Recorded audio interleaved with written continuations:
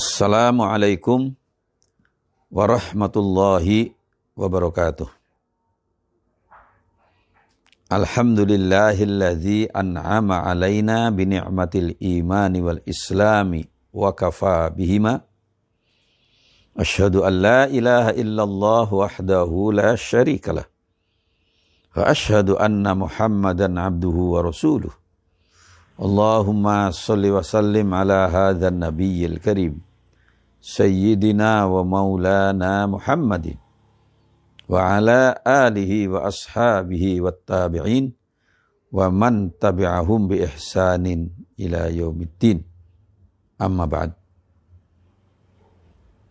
Para jamaah, para pemirsa yang kami cintai dan kami muliakan, hari ini alhamdulillah kita bersyukur kehadirat Allah Subhanahu wa taala atas rahmat dan taufiknya. Alhamdulillah kita dapat jumpa lagi dalam kajian hadis qudsi. Semoga acara ini dapat membimbing kita pada pemahaman agama yang baik dan pengamalan akhlak-akhlak Islam dalam kehidupan kita sehari-hari. Amin ya rabbal alamin. Para pemirsa, hari ini kita akan membahas tentang turunnya para malaikat ditugaskan oleh Allah Subhanahu wa taala untuk memantau kegiatan umat manusia, kegiatan kita semua. Bismillahirrahmanirrahim. An Abi Hurairah, dari Abi Hurairah radhiyallahu anhu, semoga Allah meridhoinya. Anna, sesungguhnya Rasulullah sallallahu alaihi wasallam qala, bersabda. Jadi Nabi menyampaikan informasi dalam sebuah hadisnya, yata'aqabuna fikum, datang bergantian pada kamu sekalian. Siapa yang datang itu? Malaikatun bil-laili, malaikat-malaikat dalam jumlah banyak yang ditugaskan di waktu malam oleh Allah Subhanahu wa taala untuk memantau kita. Wa malaikatun bin nahari, dan malaikat-malaikat yang ditugaskan Allah Subhanahu wa taala untuk memantau kita di siang hari. Malaikat yang bertugas malam hari dan siang hari itu wa yajtami'una fi sholatil fajri. Mereka berjumpa di salat fajar, salat subuh. Jadi malaikat yang bertugas malam hari, bertugas siang hari, ketemu antara dua kelompok malaikat itu di waktu subuh. Kemudian apa? Wassolatil fajri, wassolatil asri. Maaf. Salat subuh, fajar, dan salatul asr. Bertugas silih berganti. Di waktu subuh mereka ketemu. Dan di waktu asar mereka ketemu juga. Summa ya'rujul ladzina batu fikum. Kemudian naiklah menghadap Allah Subhanahu wa taala malaikat-malaikat yang memantau kita.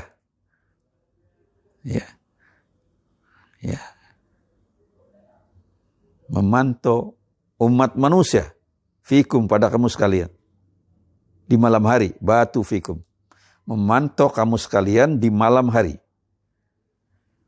Fayas'aluhum, maka Allah bertanya pada mereka, pada malaikat itu. Wa huwa a'lamu bihim, padahal Allah lebih tahu dengan semua makhluknya.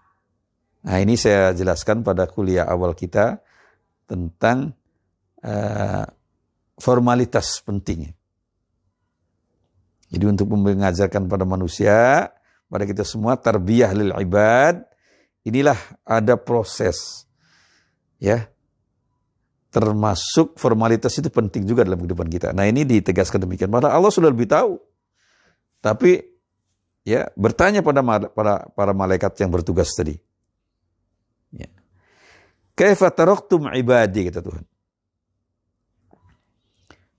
Bagaimana kamu tinggalkan hamba-hambaku? Sedang apa mereka? Apa aktivitas mereka, kata Tuhan. Jadi semua yang kita lakukan dalam kehidupan kita ditanya oleh Allah pada para malaikat, apa aktivitas si fulan, ya, manusia pada umum. Fayaquluna, maka malaikat menjawab, taraknahum wa hum yusallun. Kami tinggalkan mereka, wahai Allah, hamba-hambamu itu, semua manusia itu, wahum yusallun, dan mereka dalam keadaan sholat. Betapa bahagianya para jamaah sekalian. Ya, malaikat melapor pada Allah SWT, melaporkan pada Allah SWT bahwa kita sedang sholat waktu malaikat meninggalkan kita untuk menyampaikan laporan pada Allah tadi. Suatu aktivitas yang sangat luhur, yang sangat terpuji. Sholat menghadap Allah Subhanahu wa ta'ala. Ya, sebagai salah satu kewajiban, tapi juga kebutuhan sholat itu. Ya, bagi seorang muslim yang telah memahami hakikat sholat dan telah melaksanakan sholat dengan khusyuk, bukan lagi sebagai kewajiban, tapi sebagai kebutuhan. Kalau nggak sholat, nggak enak sekali. Bahkan sholat itu merupakan suatu kebahagiaan. Itu yang Nabi nyatakan dalam sebuah hadisnya, wa qurratu aini fis sholah, kata Nabi. Kebahagiaanku yang paling tinggi ketika aku melaksanakan sholat, kata Nabi. Itu kalimatnya Nabi. Nah inilah yang kita sebutkan tadi, bahwa setiap orang muslim yang sudah khusyuk dalam sholatnya, dia merasakan sholatnya sebagai kebutuhan, sebagai suatu kenikmatan yang tidak bisa dibandingkan dengan yang lain. Kemudian apa? Wa atainahum wa hum yusallun. Dan kami mendatangi mereka, Allah, mereka juga dalam keadaan sholat. Bayangkan bapak-bapak, ibu-ibu, para jamaah sekalian, ya. Malaikat naik ke atas menyampaikan laporan dan catatan pada Allah.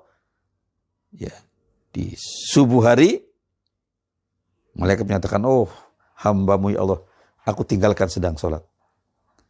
Dan waktu datang yang sore harinya juga menyatakan, ya, di waktu asar sore harinya itu, ya.